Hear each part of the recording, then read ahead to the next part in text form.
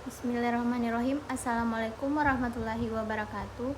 Perkenalkan, nama saya Nadia Arfani dengan NIM B04211305 kelas gizi C. Nah, pada video kali ini saya akan membahas mengenai undang-undang tentang ketahanan pangan.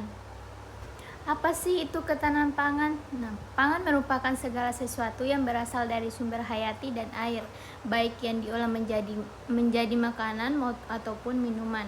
Ketahanan pangan adalah kondisi terpenuhinya pangan, tercermin dari persediaan pangan yang cukup baik dalam jumlah maupun mutunya, aman, merata, dan terjangkau. Undang-Undang Nomor 7 Tahun 1996.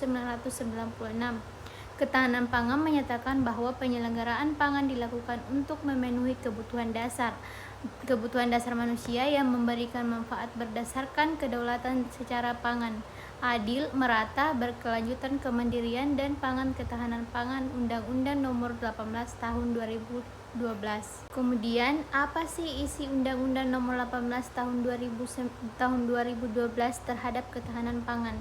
Nah, yang pertama, pemerintah mengutamakan produksi pangan dalam negeri untuk pemenuhan kebutuhan konsumsi pangan. Kedua, dalam hal ketersediaan pangan untuk pembentukan konsumsi dan cadangan pangan sudah tercukupi. Kelebihan produksi pangan dalam negeri dapat digunakan untuk keperluan lainnya.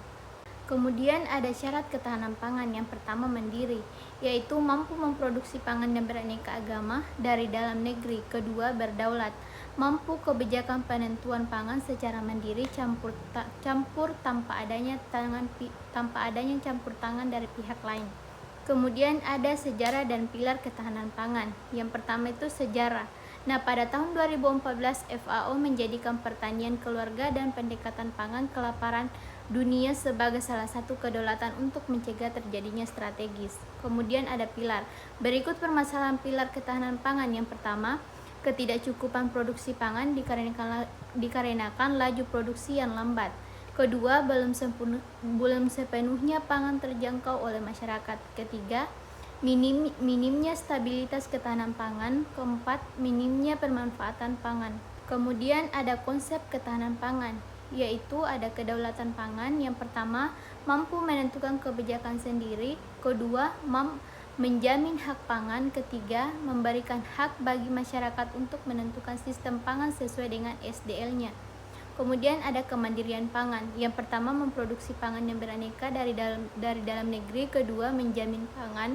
Ketiga, memanfaatkan SDA, SDM, sosial ekonomi secara bermartabat.